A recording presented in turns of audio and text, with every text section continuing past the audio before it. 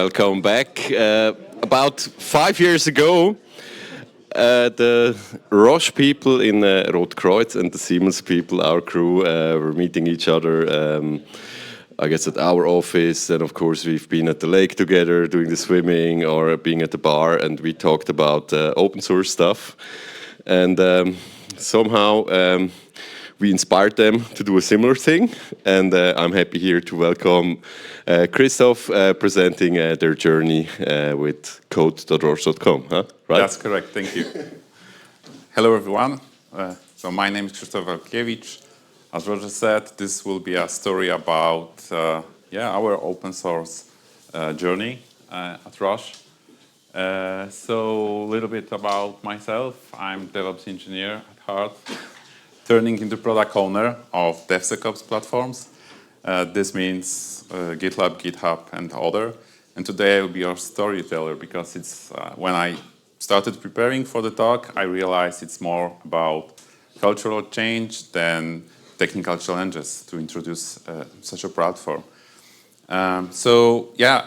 This story will be about a great team. I'm here also to thank all the people that contributed at Roche and outside to code.roche.com, about inner source and about the passion for the technology and the fun factor, which is, in my opinion, very important in technical teams that are building platforms.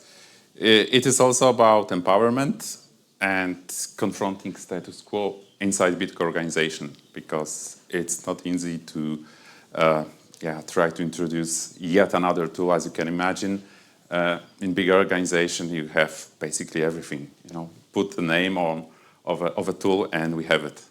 So that's probably the slide that you should look at. And the blue color is GitLab, is code.roche.com. This is our kind of market share across development communities. So we still have few GitHubs, we have few Azure instances, Bitbuckets, and probably we have few GitLabs that I'm not aware of. But this is how it goes. This is ongoing effort. We try to, of course, increase this market share because we strongly believe in kind of new way of working that were introduced along with GitLab at Roche.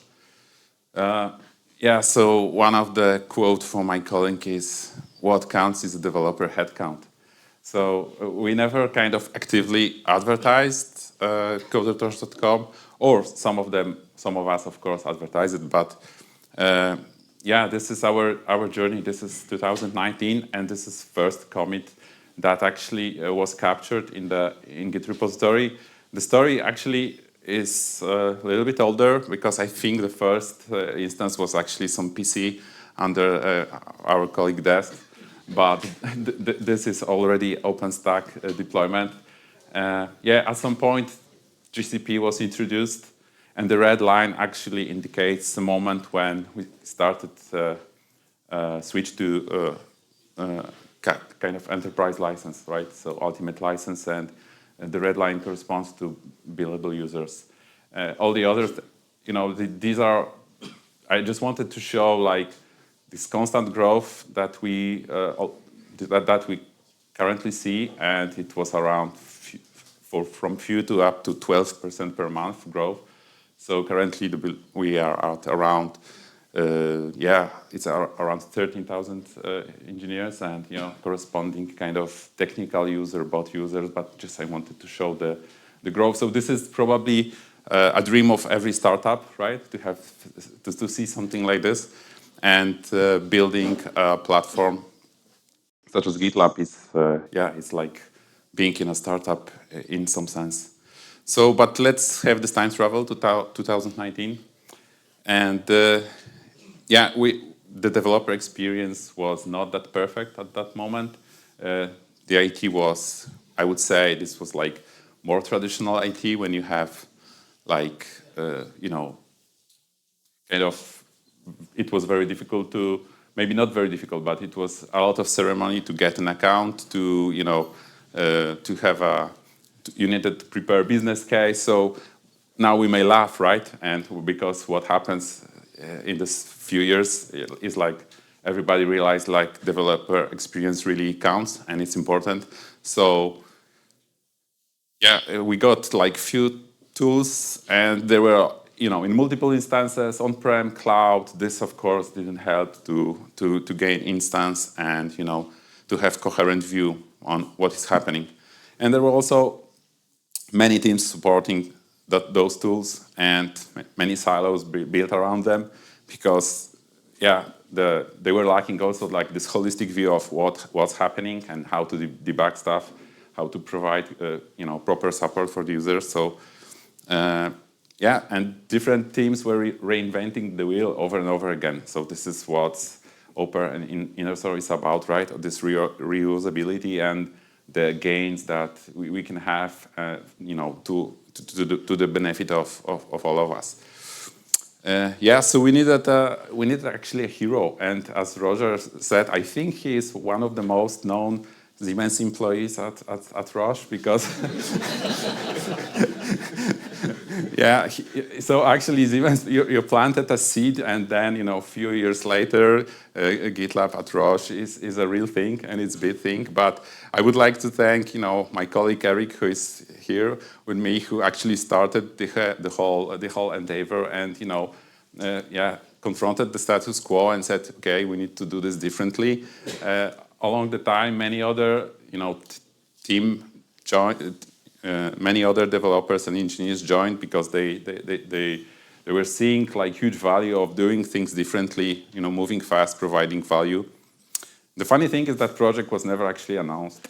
So it's like, we had GitLab at some point at Roche, and now as you saw on one of the previous slides, it's rather big. One of the key moments was when Eric gained access to OpenStack cluster, and then this unbounded creativity started, because he controlled the whole stack and could innovate quickly, and self-service. This is also one of the key key aspects that we promote with code.roche.com. Okay, so but taking into account that the environment was not that friendly, in the sense that there were many competing tools. And it's overall hard to deliver big IT projects. I was wondering what actually happened that this inner source and startup actually is successful, right? So I tried to answer those questions, and there are a few key success factors, and I need to thank the whole team at Roche that maintains code.roche.com. The team is rather small. But it's a good thing. It's also, of course, skilled and ambitious, because without those these motivations and the skills, there wouldn't be anything. And it's empowered. So I was talking previously about those teams that they didn't have this visibility across the stack. So we said, okay, this team will be different. They will actually be accountable for everything. So they will deploy, they will run the platform, they will maintain it, they will provide support, and they will debug the problems, right? So it is rather unusual in the sense. It's not traditional IT, spread into layers. And we try to follow good engineering practices. We do code reviews, infrastructure as code, actually everything as code that is possible, like notifying manager to approve deployment is also done as code. A lot of documentation, as you can see, out of few hundred files, we have 254 Terraform files and 230 Markdown files. So we try to maintain this good documentation along with repository, so that is single source of truth. So whenever pipeline passes, we know that platform is up and running, and no one will expect obvious errors, because the corner cases always happens. And this is yet another factor that I think is good. It turned out it was really important. It's good, engineers to facilitators ratio. You see, Vim user, and then there's GDoc and Gmail users. But these are only two of those. The rest are actually DevOps guys looking and writing, reading, writing, debugging code. And here I also borrowed some image from the internet, how adding yet another team member affects your communications kind of lines, right? So throwing more people at the problem is not always a good idea, and actually we may actually extend the team in the future, but currently like having like 8-ish people for kind of core platform is actually a good thing, and it helped us a lot. And of course, GitLab is simply a great product. So in my opinion, it's like, yeah, so you know who started clapping, right? Yeah, but without this openness, without this, everyone can contribute approach, there wouldn't be like code.roche.com, right? As I said, like you guys still provide like server and cloud installation options, like self installation. This is what happened at Roche. There is also like charts available for more Kubernetes deployments. This is where we are. We are at GCP and Kubernetes, and of course the documentation is great. And yeah, developing stuff in the open is also a huge kind of lifesaver. I remember like few comments in a Slack, like team members were saying like, oh, and imagine now this is like closed product. We would never debug this, right? And with access to code, we were like figure out few corner cases that came up. So this is rather big. Yet another approach was that we chose to deploy on Google Cloud, and maybe it's not like specifically Google stuff, right? But basically we used cloud as an amplifier for providing more value quicker. So for us, it was a product that enables us to just write everything as code, to have this single source of truth and move quickly. Yeah, so thanks to this deployment, we were also able to scale, because as you saw, like 10% a month is rather fast pace. And yeah, we dogfooding, right? We are deploying code.roche.com from within the code.roche.com. I remember a few DevOps engineers that were shocked by this. It's a little bit inception, but it works. It's proved working since a few years already. And this, yeah, you are not supposed to read anything that is not inside, but basically this is a complete pipeline. And the red one, actually, I chose the color really badly but it's like PagerDuty approval alert for the manager when we do the deployment. Yeah, but there are many aspects. There are, of course, legal, there is security, but one of the key important part is helping users, supporting the users, and we are using Roche Overflow, which is discourse forum. So along with kind of modern DevSecOps platform and this cultural change that we also wanted to introduce, this is yet another important key aspect of not only providing great platform, but the place for people to help each other.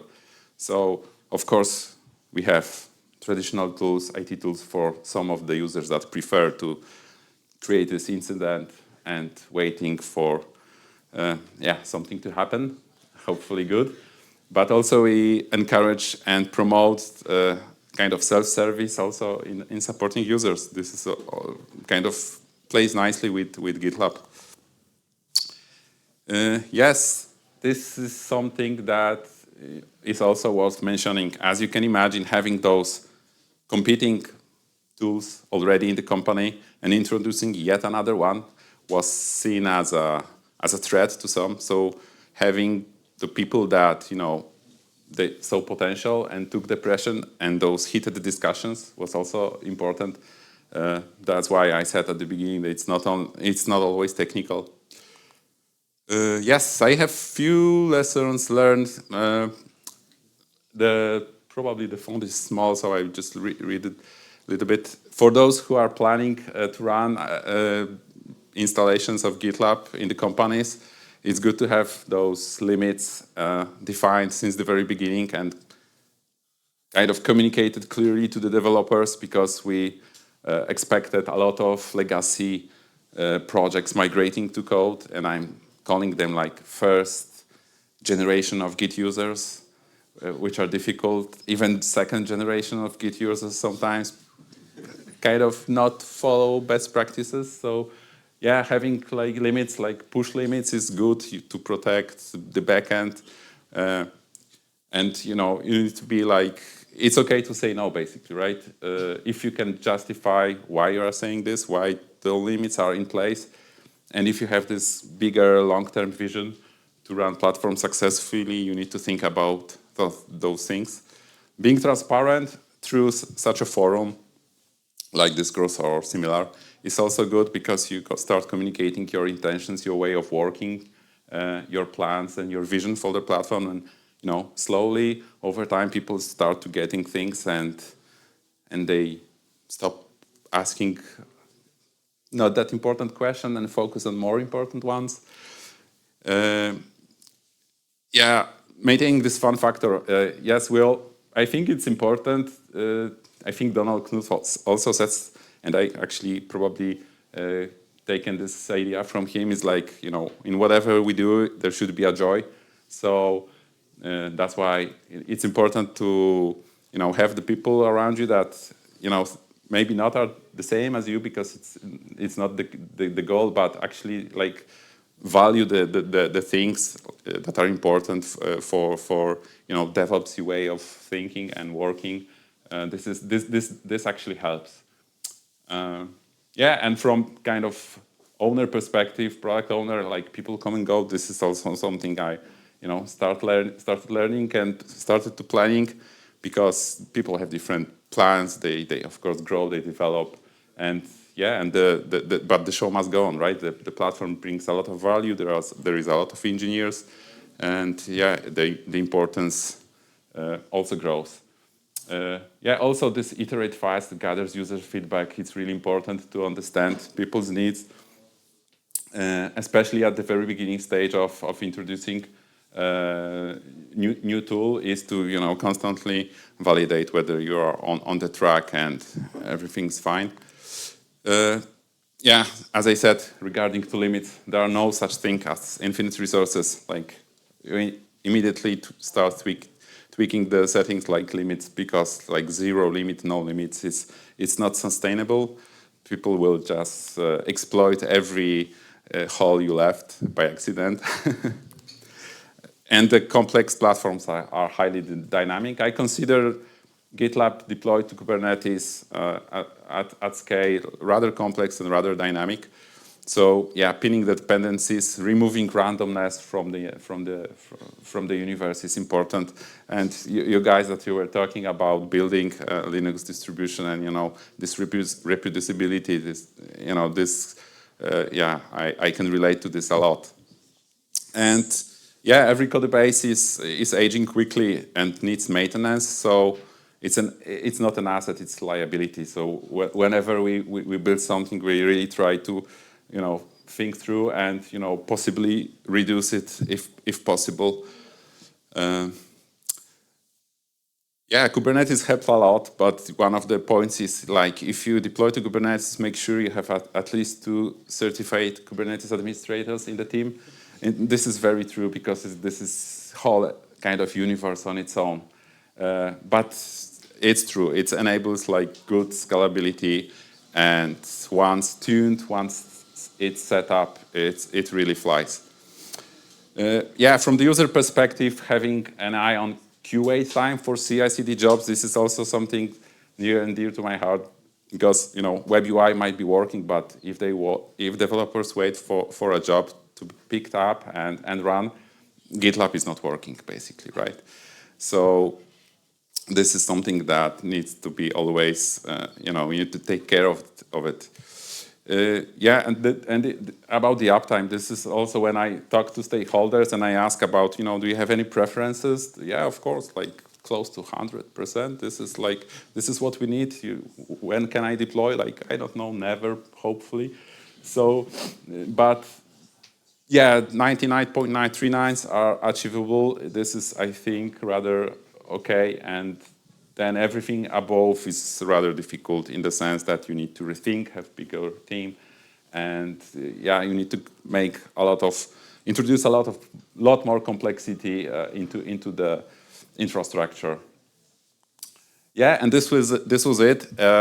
This was rather quick. I just wanted to share with you this success story of GitLab at Roche. So if you will have additional questions, I can take it now, or maybe you can grab me later.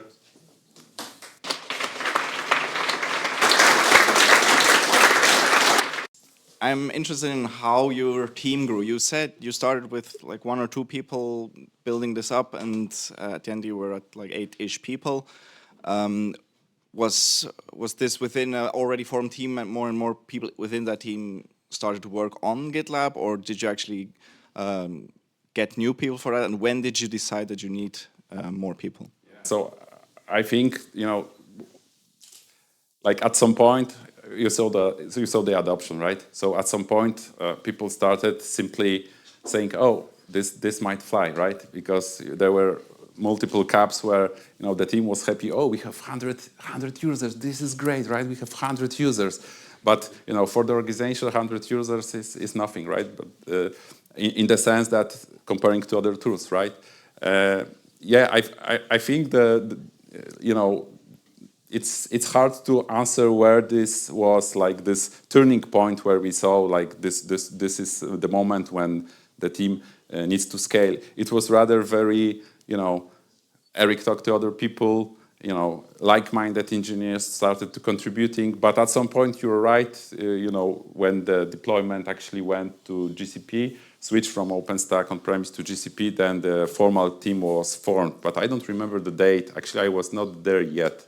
I think it was end of 2020 first or 2020?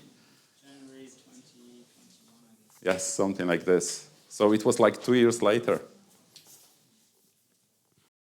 I wanted to ask, when you introduced the new platform, right? You said you have like several other platforms, and then you introduced a new one, yeah. And then things happened, right? So did you have some measurements, some KPIs, how you showed that your platform is proceeding, that the self-service works, that you save time, efficiency for the engineers, I don't know, right? So to show that to the management that your platform makes sense.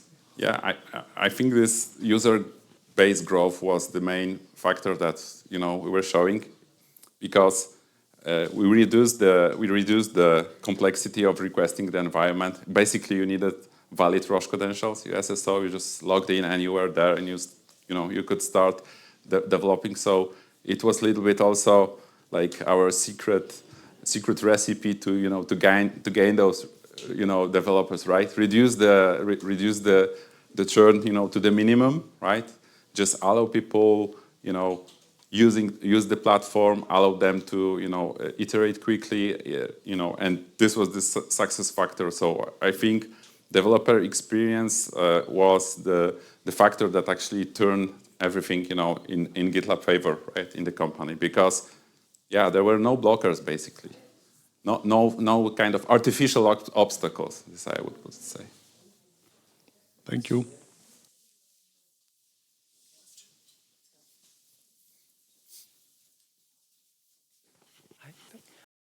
I have one question. If I understand correctly, from the beginning you have around 2 people in this kind of DevOps team, and in the end you build it up to 8 people. My first small question is, how many software developers your team is serving? Currently it's around 13,000. Yeah, 13,000. Yeah, 13,000. Wow, yeah, that's 13,000. That's huge. Okay, and you mentioned that there's a big culture shift to DevOps. Yeah. Do you have something to share on? And I guess this might be the most difficult thing, because from different platforms to the DevOps to this GitLab DevOps platform, you may have to build up a lot of new process, like branching concept, versioning concept, and also the CI/CD practices. A lot of things have to change. Yes, that's correct. What I was not showing up is that there is, of course, corresponding handbook of code.roche.com, which explains like Roche-specific settings that users need to do, so the onboarding is streamlined. yeah, I mean, but you cannot please everyone, right? It depends on the previous experience, on the expectations. There are different kind of personas, different roles that are approaching us. Some are seeking more, I would say, elaborated support. Some for some less technical people, less technical teams, but for kind of engineering community is rather straightforward. So yeah, I mean, our answer to this is Overflow, this community forum that when we help people, and the internal documentation. But there are, of course, like GitLab people also are helping us, like giving access to some trainings that users can do, like, you know, interactive training to upskill themselves. So yeah, there are many. I mean, this is ongoing effort. I would say it's like taking CVEs down. You're never at zero, right? So like upskilling is a little bit similar. You're never like on the top. It's just an ongoing journey also. Thank you.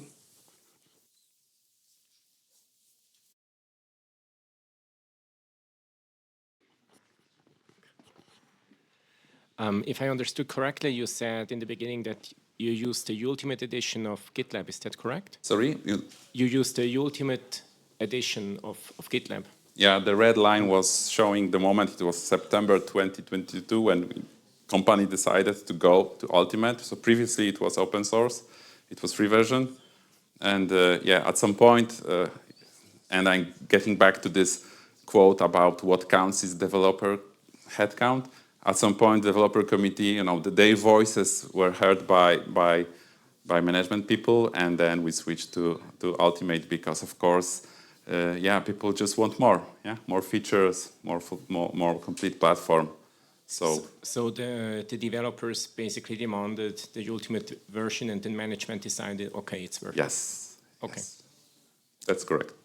Yeah, I remember this entry at Overflow where it was like something like, we've heard your feedback, you know, like, so basically, whenever we approached by the users, internal stakeholders asking for Ultimate, we just redirected them to the one issue and we said, okay, give thumbs up, and the icon was like, you know, rolling as crazy. And at some point, you know, this was clear indication what the users want. Yeah, thanks for a great presentation. I was wondering, you mentioned the migration of so-called like first-gen Git users or second-gen, and I was wondering what kind of problems you saw when migrating them over. Did you have to compromise on anything from like the GitLab setting side to accommodate them, or how did you handle that? I mean, yeah, so thanks for this question. I think this was one of the most kind of criticizing point towards GitLab core team at Roche. Like, you know, GitLab admins are, you know, not nice. Let's put it that way. Yeah, but we didn't lift the limits. We kind of created a migration guide for the users, and we name it after Star Wars, I think, episodes. Like, you know, there is hope or something like this. Like basically people had few paths to migrate. The first path was the easiest, like archive your project and just start with best practices, introducing Git ignores, Git attributes, like storing things in LFS, you know, storing things in the registry, you know, not committing binaries, like storing full Eclipse installation is not okay in Git repo, like things like that. So they had few paths to move forward, yeah, and yeah, but we didn't lift the limit, so they are still there. Thanks a lot, Thank you. Krzysztof.